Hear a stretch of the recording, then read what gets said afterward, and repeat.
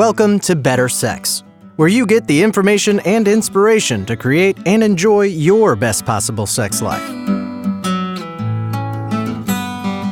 Join your host, sex therapist Jessa Zimmerman, as she brings you expert guests, helpful tips, knowledge, and strategies to improve your intimate relationships.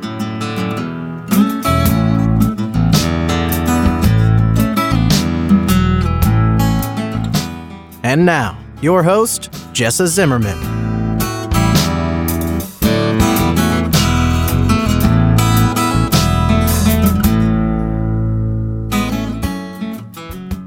Hi, it's Jessa. Welcome back to the Better Sex Podcast. I am so glad that you're here. I'm really, truly appreciative for every person that tunes in and listens and chooses to spend some time with me in the show. You know, mostly this is a one-way kind of exercise. You know, I record these, I put them out, and you listen. It's hard to have a lot of interaction with you, but I still appreciate you. And, you know, this is interesting because we've got a confluence of things happening today. I, for the very first time, am offering some free teaching webinars, and they start tomorrow. And this is the first podcast episode I've done where it's more like a collegial chat. So I'm not interviewing Corey as much as we are discussing our ideas about sexual desire and desire discrepancy. And that's the topic of these webinars that start tomorrow. So it all kind of comes together. So you're going to get to hear two peers talking about desire discrepancy and some of the strategies about that. And then you have the opportunity, if you have not yet signed up, to partake in my free webinars about desire discrepancy, the traps that I think people fall into with it, and the strategies that you can use to navigate this with your partner. Because a truth is that in every relationship, one person wants more sex than the other. That's just the way it is, at least over time. Nothing is broken with that. Nothing is wrong, but it frequently causes trouble. People get into conflict about it, get into stress about it, start to become polarized in it, and then fall into, again, what I call these traps. So that's the topic of the webinars that start tomorrow and what Corey and I are going to talk about in this episode of Better Sex. So he is a therapist and a podcaster. I think he's down in Texas. I was on his podcast at one point, and we had the idea, let's do this show and just talk like two peers over coffee, talking about how we deal with desire discrepancy with our clients. So I hope you enjoy the show.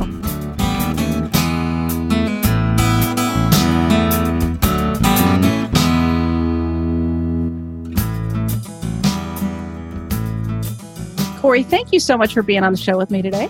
Absolutely. I've been looking forward to this. This will be fun. Yeah, I'm looking forward to sort of, in some ways, building on the conversation we had when I was on your show. So, right. Yeah. So the topic today is desire discrepancy.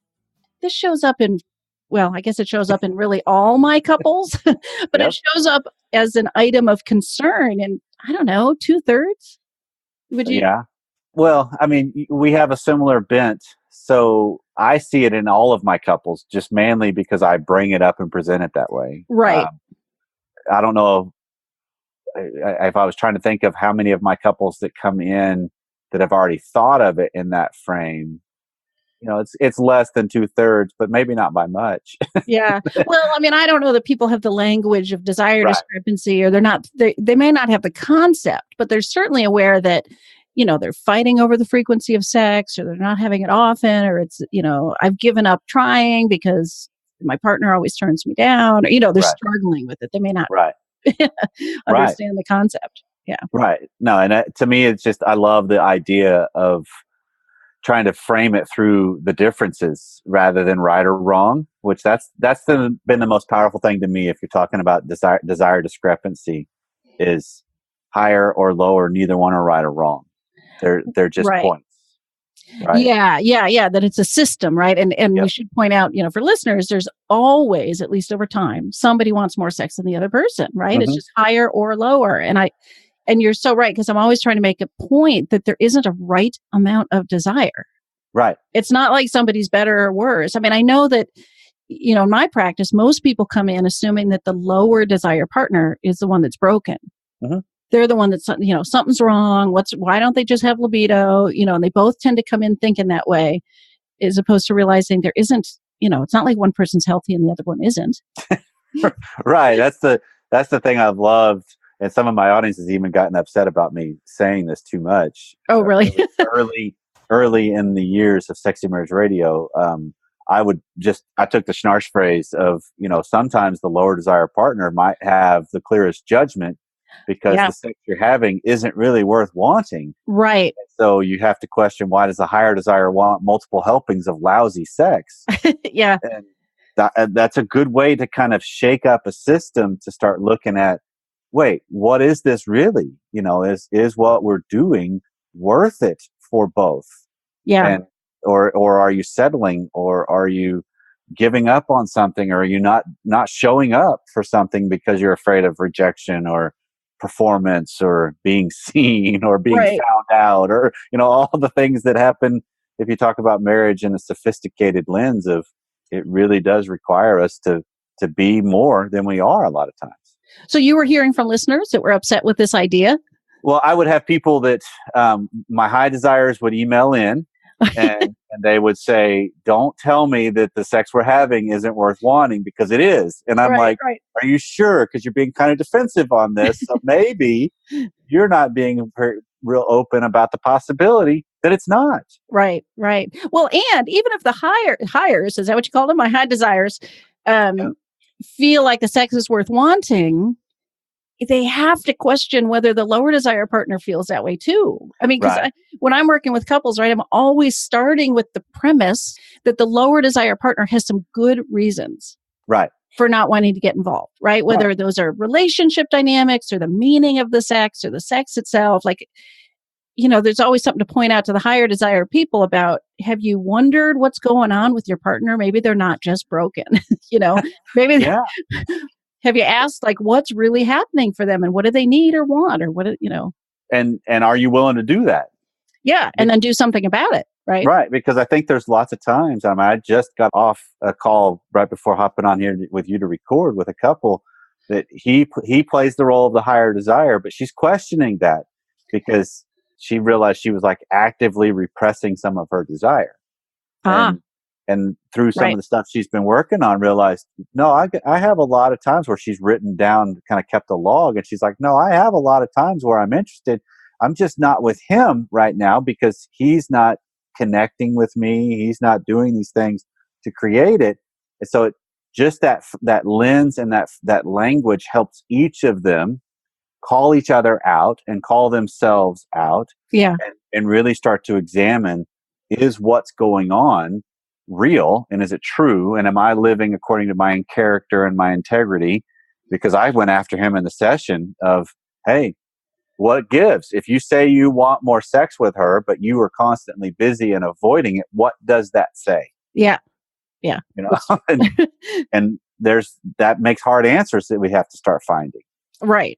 But people aren't going to get out of this without asking those hard questions and really confronting themselves. I mean, at least when they really, by the time they come see us, right? People can be pretty entrenched with this. Yes. Yeah. And then it starts to then you start getting into the deeper revealing of, okay, what do I really want? What am I really doing? How often do I just settle? Yeah. For the path of least resistance, which that seems to be kind of human nature. Right. And, in some regards, I think we're all like water. we find the easiest path to go downhill. But there's times where, man, if I want something of real value and I want something of real meaning, then it requires, I got to confront some things, not just my partner. I got to confront myself on a lot of these things and realize, how am I shooting myself in the foot, but been pretty cruel in the way I've blamed my partner. Yeah. It is interesting how much we're willing to pathologize each other. Yep. And again, I see that, whether the higher desire partner is looking at their partner and saying, what's wrong with you? Where's your libido? You must be broken. Let's go into sex therapy so the person can fix you, right? That's pretty common. Absolutely. But the lower desire partners often pathologize the higher desire one, right? It's like you think about is sex, maybe even you're a sex addict, or, what's wrong with you that you're on the other end of the spectrum? Sure. Because isn't that the way I mean, I have a biblical framework of life in a sense that I believe that even when Adam and Eve in sin entered the world, they blamed each other. It wasn't. Started way back, huh? Yeah, it wasn't my fault. It was the woman you put me here with, which is never a good move for a man to blame a woman for that. And then she blamed the serpent, and how dare you, kind of a thing. So it's just it seems like one of the things we just do in married life, and I think this is where we kind of have a lot of kindred spiritness to it, is you can't get out of avoiding your own hit in life. You've got to confront you better with what's going on, and then you get a chance to create room for your partner and take that curious stance like you framed of what could be going on with them. What is it that makes them be their point on the continuum of either I would like a lot of this or I would like little of this, and they have reasons for it, and I think they're valid, and it's just if I can understand them, maybe we start collaborating better to get them right. So how when you think about how desire discrepancy shows up in your practice, like what kind of defines the struggles that people have around that, right? Like how does a higher desire partner come in feeling? How does a lower desire partner feel? Like how does it show up for people?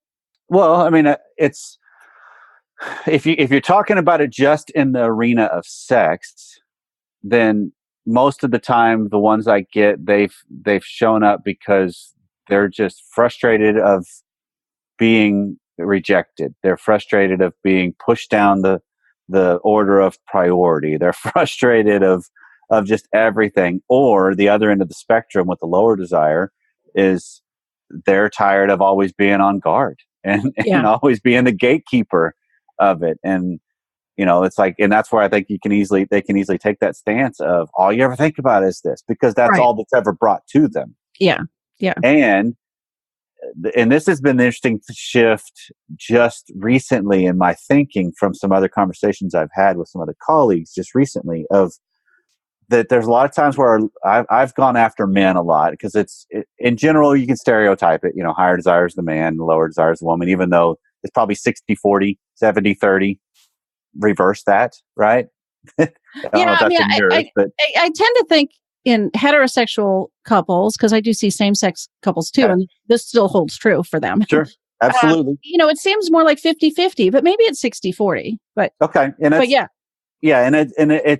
it's not as off balance as we can easily stereotypically make. Right. So just to be clarifying of that. Yeah. But it's interesting because I'd have men that one of the things I've been doing with Sexy Marriage Radio is trying to just help husbands recognize when you get rejected, absorb a rejection better. Don't pout, don't get angry, because that is not appealing. That's not helping your game in the long run at all.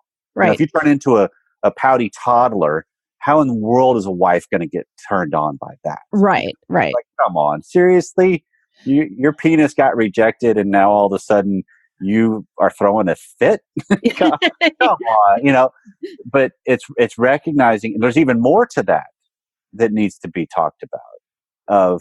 It's not just don't pout and don't get angry, but if I'm coming at my wife, and I'll personalize it, if I'm coming at my wife for sex and she's not interested because she's a lower desire and whatever's going on, she's just not in that spot, and I'm using one of my rationale as to why I'm interested in sex with her is for that connection. Yeah. Because that's one of the ones the higher desire will use as a leverage a lot. Well, I just really want to connect with you. Right. And she says no.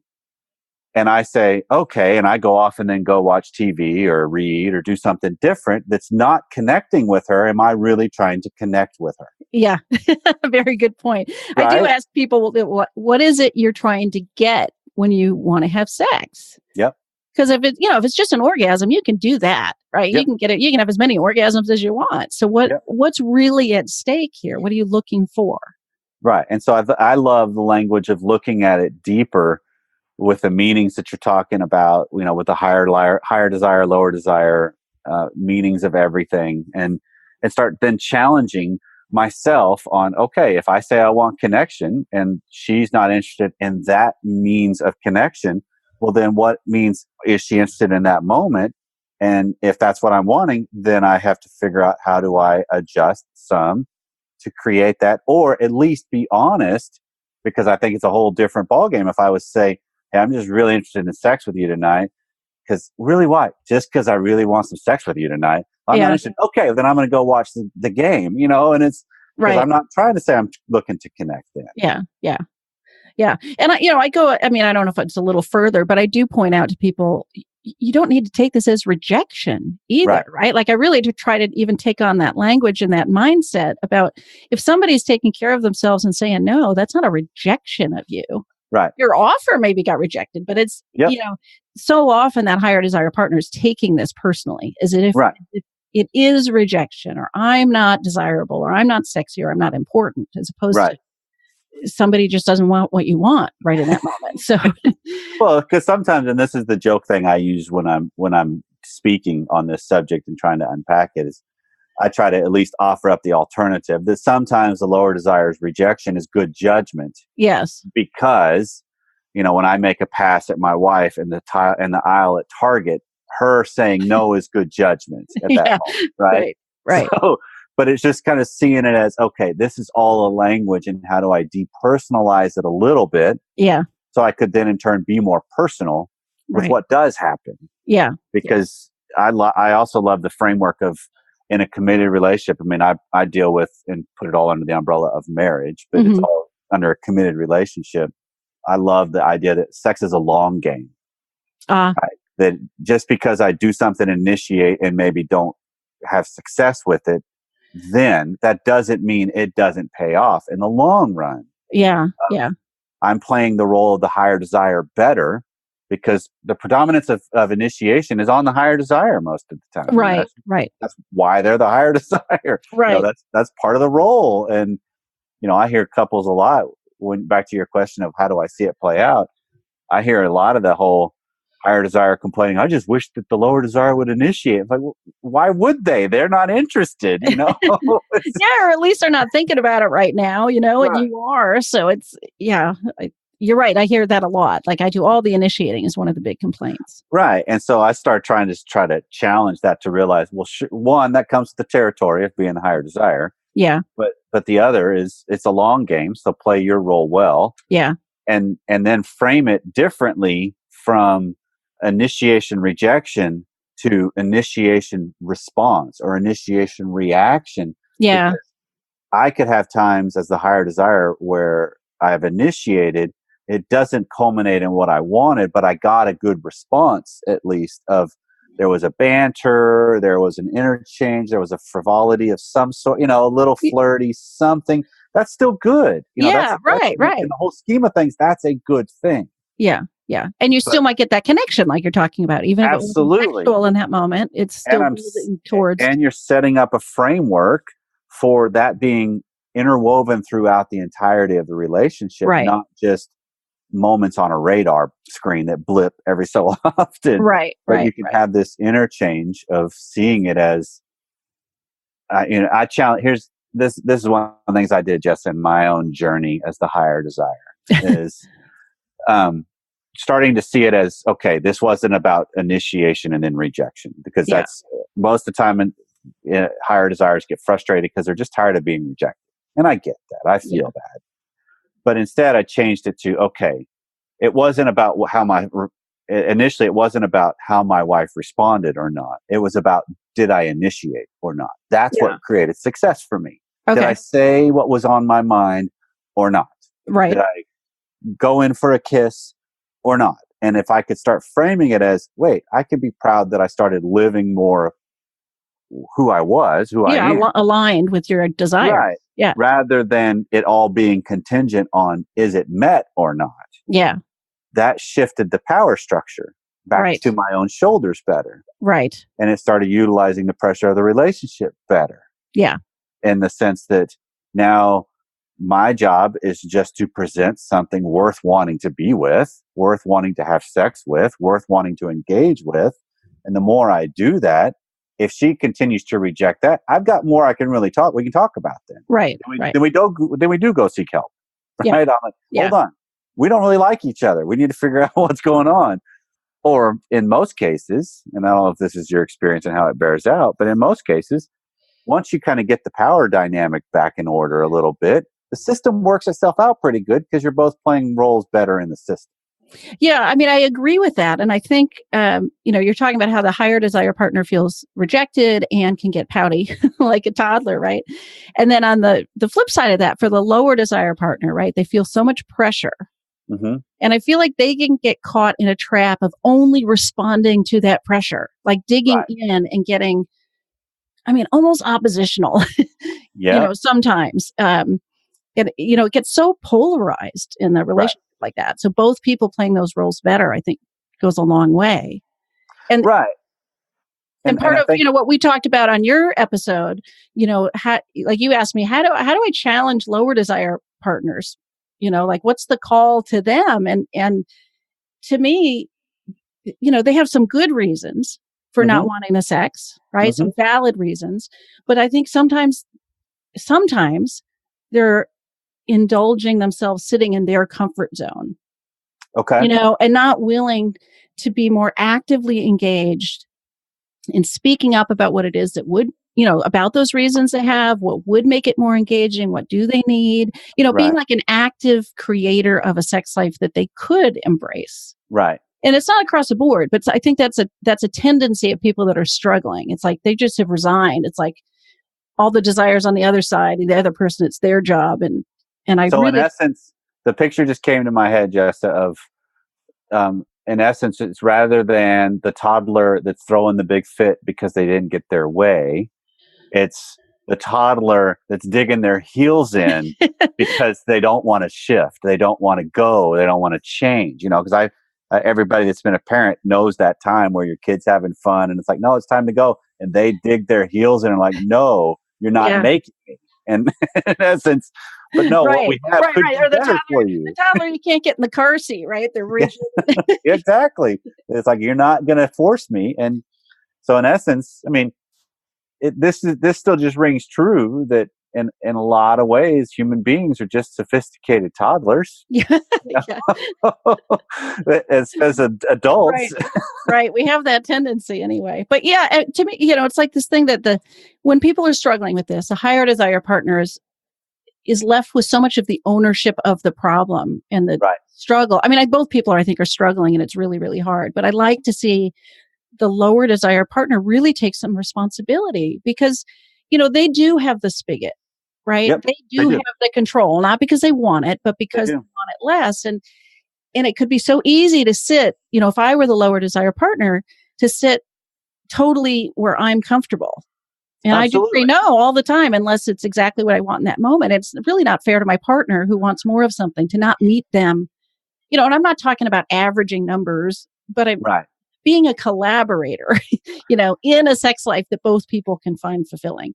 Yeah, because then I think one of the things that helps with the higher desire, lower desire in my world, that this seems kind of ironic, is to a path forward in a marriage, in a relationship that's sexual, is it's not the higher desire as much as frequency. When you start looking at it, it's higher in desire and lower desire, which are a lot closer probably on quality, right? That it's that where you're both having sex that you would both want. Yeah. Right. That it's, I think the ultimate definition of what is great sex is both people really seeking what they want and at the same time seeking to give their partner what they want. Yeah. Yeah. Right. That you're both collaborators and instigators in that. And it's a fluid dance. And it's, there's a whole lot of just follow the connection kind of stuff that happens. Right. And that's both people have shown up for it. Yeah.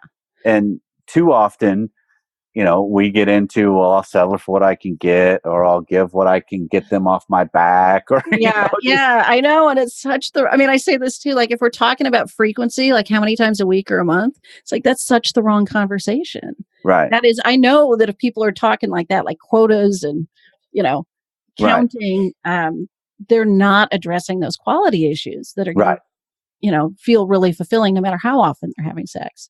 Right. Because if you can have, and I would assume this probably rings true for most everybody listening, but if you can have good quality sex, the number doesn't matter as much. Yeah.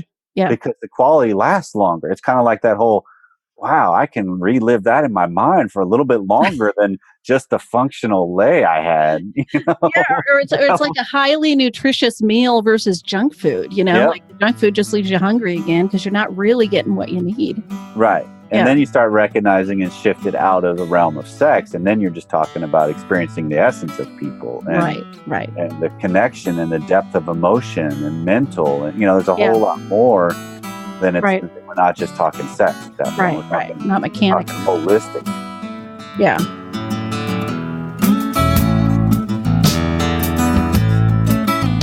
Hey, it's Jessa. I'm just taking a little bit of a break in the middle of the show because I want to tell you more about my first round of teaching webinars that I'm doing all about navigating desire discrepancy.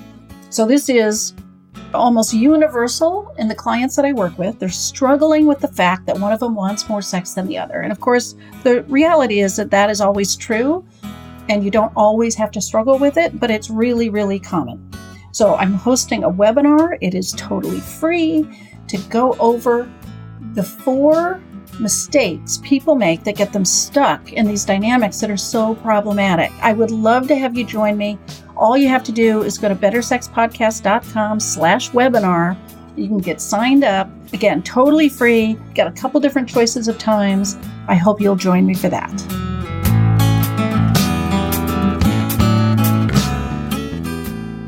And I know that with like lower desire partners too, I have this conversation about, I'm not trying to get you to have more sex. Right. I'm trying to help you want sex, right? It's not about, because I think they can feel so defensive as if I'm going to have some role in making them do something they don't want. And it's like, no, the whole point of this is to help you to access as much desire as you have. What's in the way of that? Right. What can augment that? Right. So it's about you wanting it.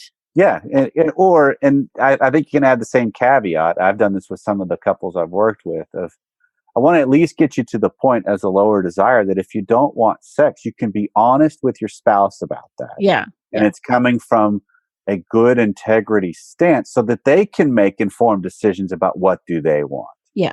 Because then you're not holding each other hostage with the, well, I'm going to, I know I want to. And it's all that, I just don't want you to leave. And so I'm going to do the littlest I have to so that you don't. Right. And that's just holding each other hostage. Yeah. And it largely comes down to, how far am I willing to take it?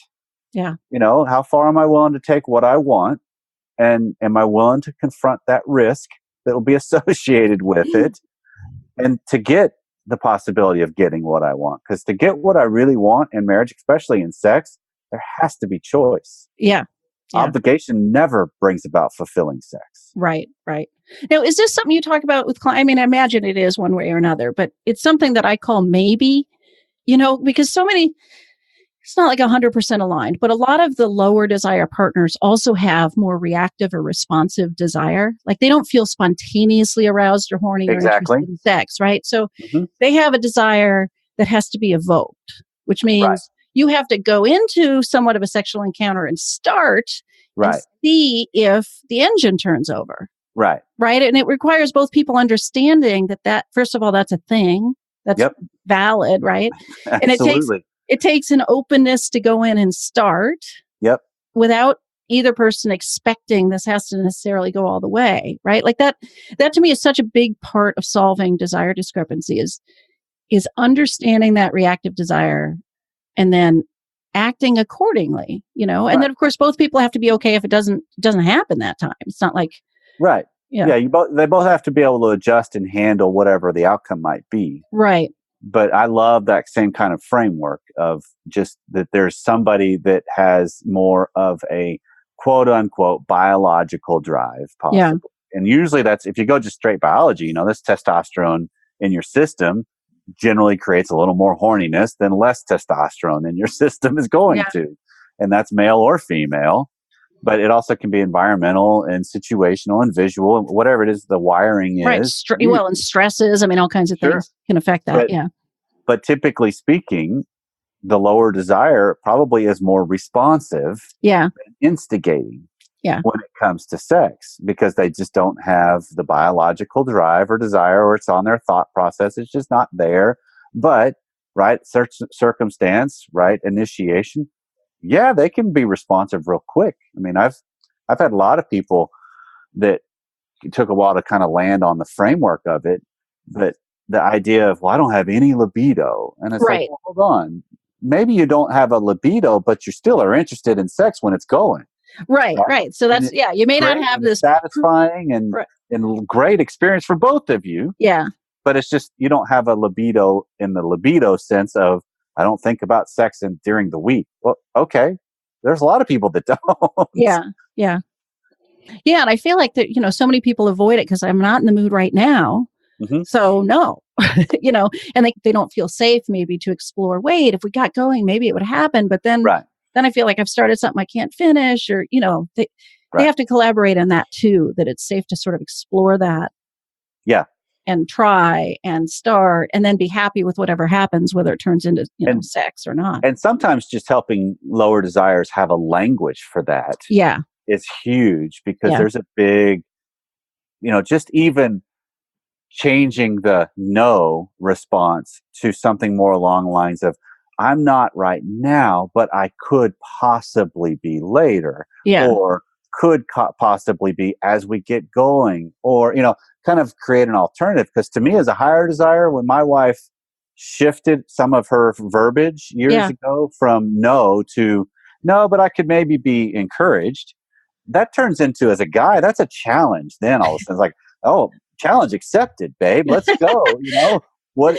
Because then it changes the whole connotation. Yeah. Although personally, I don't want that to be the higher desire partner's job and challenge to Fair enough. somehow, if like for it to all be on that person to magically seduce the other one. Like You're absolutely correct. I still want that to be a collaboration. Like, I Absolutely. wasn't thinking about sex, but maybe I could, but I need if I were lower desire, I need to have some input in what would most, Right. like Well, an active person even in that. But I need a absolutely. massage first, or we got to talk about this other thing that's bugging me. And then maybe, or, No, I like that. I mean, I think that's because you can't let either side off the hook. And yeah, yeah, you yeah. can't put it all on one person either, because that Right, doesn't make good encounters either. right, right. But it's still just because one of the things that can be beneficial in my experience is, okay, look at the dynamic of how this plays out in your own relationship, Hmm. and how do you shut it down, right? Because sometimes I shut it down just by my verbiage, by my response, by the situation. I mean, we can even get so sophisticated. I know you've probably seen this of the lower desire who's constantly being bombarded that they never initiate. And Yeah. so in a blue moon, they initiate, but it's always in an impossible time where sex could not possibly occur. It's right when the higher desire is going to sleep, Yeah. just about in, REM sleep, and they reach over and start sex, and the higher desire says no. And now all of a sudden they're like, I get credit for starting something, even though I knew it wouldn't happen, And if you look at that's us as humans, right? That it's like, Yeah. how do I get out of this label so I still feel good about myself, even though I know exactly what I'm doing Yeah. isn't good. And so if I could just figure out my system of how do I shut it down, how do I avoid it, and challenge that, and just Right. go, you know what, I'm going to try to be more available. I'm going to try to be more forthcoming about here's what I think might help. Yeah. I would love to try this, or Yeah. that's a monumental shift Yes, it is. in a relationship. Yeah, and I can think about couples that I've met with, well, it's Monday, last week, talking about, finally speaking up about you go too fast for me, or I don't Yep. like when you do this particular thing, or I need some more time, or, we got to get a lock on the door, or, I believe the lower desire partners have a lot of information about what they need if they examine. Yes. And if they can Yes. start to speak up about that and claim it, all of a sudden they've got some more space, But that takes some serious courage sometimes. Yeah. Because they have to start confronting their comfort zone. Right, right. Right? Well, yeah, their own comfort zone for sure. And sometimes the response they've gotten from their partner. Like I'll have them say, would it really be okay for me to start and then not want sex? And the partner will say, well, yeah, but maybe not. Historically, that Yep. hasn't gone well, right? They've got reasons to be afraid of that. Yep. And Oh. then there's even the dynamic I've seen that the lower desire has initiated throughout the course of their relationship and been shot down Yeah. because the higher desire doesn't like being on the responsive side. Huh. They like being the initiator, the instigator, because the responder is too threatening Yeah. to them. It's emasculating. It's Right. I think of it. I use the phraseology of captain and first officer a lot of times in marriage. Huh. Okay.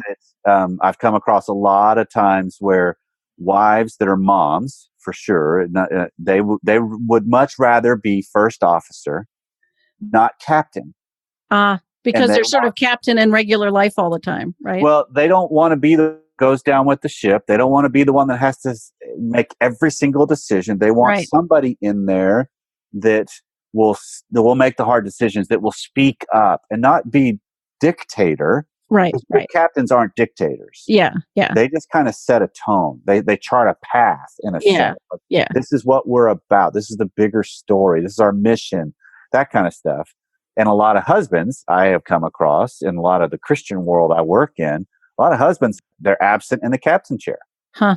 And the wife gets really frustrated because if you're not a captain to a first officer, you're just one of the crew, which means you're one of the children.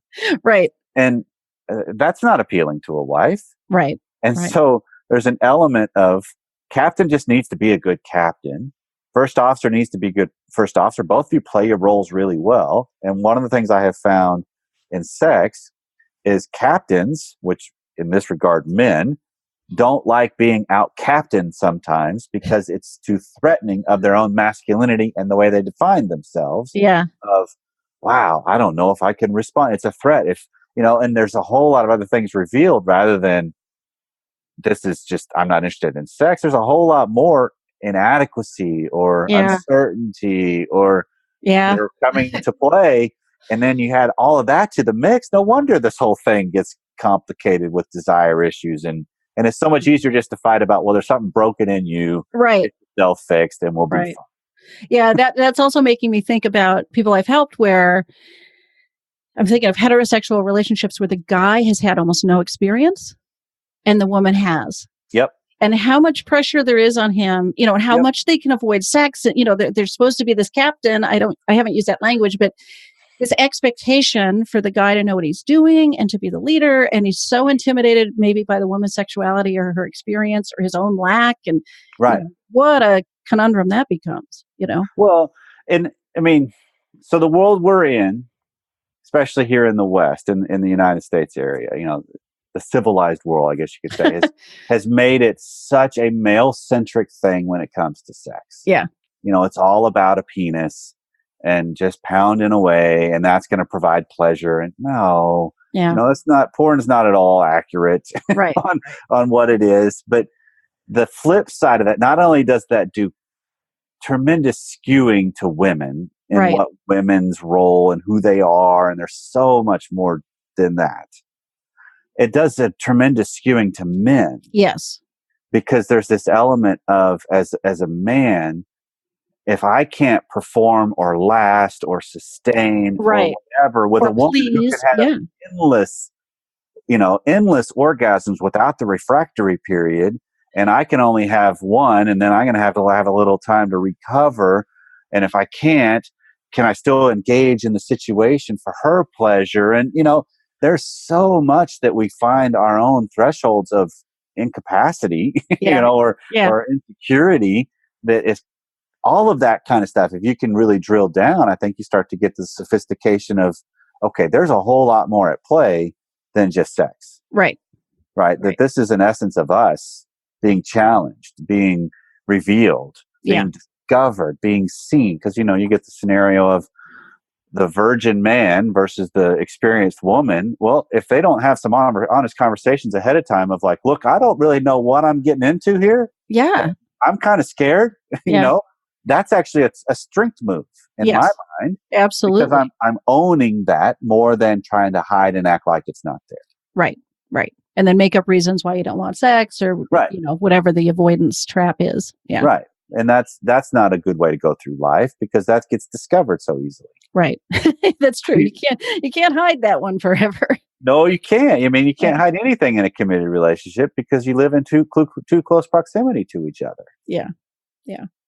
Yeah. I mean, all this goes to, I mean, it just makes me again appreciate how complicated and nuanced this is, right? Like Yep. every couple, there are themes that we're talking about, but each couple really needs to examine what exactly is happening with you and your partner. And then Right. what can you take on about yourself? Like every situation's co-created. So how are you Right. going to identify and address your part?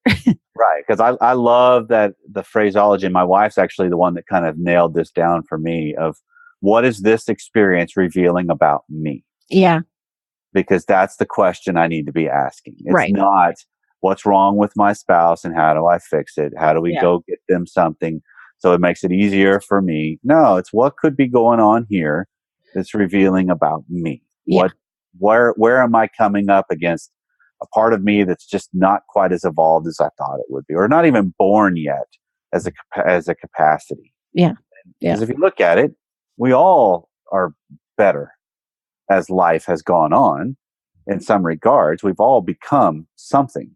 Yeah. And that's a tremendous strength and tremendous process. But how do I continue to see that through my entirety of life? Yeah. Yeah. Anything else we haven't touched on as you think about desire discrepancy? Well, I don't know if there's not enough in there for people to chew on. Man, Yeah. there's so much more than just sex going on here. I know. I am imagining people listening and sort of like, like you said, chewing on this and being like, "Holy cow, this is Yeah. complicated and big." Yeah, because I think this plays out in every arena. I think this plays out in how we initiate or not. Yeah. This plays out in how we have a conversation or not. That, Right. how do I start to at least look at it through the lens of what is this about me? What role am I playing? And am I playing it to my best? Yeah. Yeah. That's all I can really control in the end of the thing anyway. Yeah. Yeah. So would you say just a word about your podcast and where people can find out more about you, kinds of things you're offering? Absolutely. Thank you for that. So I have a show comes out every Wednesday, Sexy Marriage Radio. Everything can be found at sexymarriage.net. The show is, it's over 7 years old now. We're coming up on episode 400. Wow. And it is, the whole premise is the best sex happens in the marriage bed, because we want to take a healthy and straightforward, honest look at married sex through the lens of being pro-relationship. Yeah. That the whole goal is, if it's not working, don't just leave and go find another one. See if there's something else there's something else at play. And let's keep looking, because we want to honor marriage and all that it can be, because I think when our relationships are better, our country's better. I agree.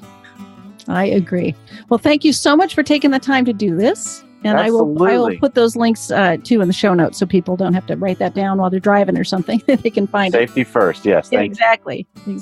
All right. Thank you so much. Thank you.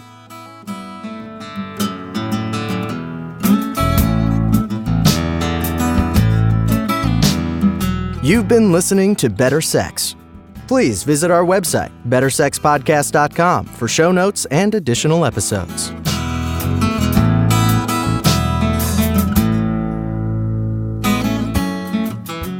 And that's a wrap for today. I really hope you enjoyed the episode. If you are enjoying the podcast, if some of this material resonates with you and you would like to make a difference and make sure that this keeps coming out in the world once a week, ongoing, there are a couple things you could do to show your appreciation. The first would be to go to iTunes and rate and review the show. That really helps us be found by new listeners when you review the show on iTunes. You can find a link at bettersexpodcast.com/iTunes. The other thing I want to invite you to consider is becoming a Patreon. For a small monthly pledge, you get some benefits. So for $2 a month, you get advance access to every single episode. For $5 a month, you get a chapter of my upcoming new book. And for $10 a month, I host quarterly get-to-know-you and question and answer chats over the web, and you get invited to that. I would love to have your membership in that, become part of the Better Sex family. You can find a link at bettersexpodcast.com/Patreon, which is Patreon. Again, thanks for listening. I'm glad you're here. Feel free to comment, ask questions, get in touch. I'd love to hear from listeners. Thanks.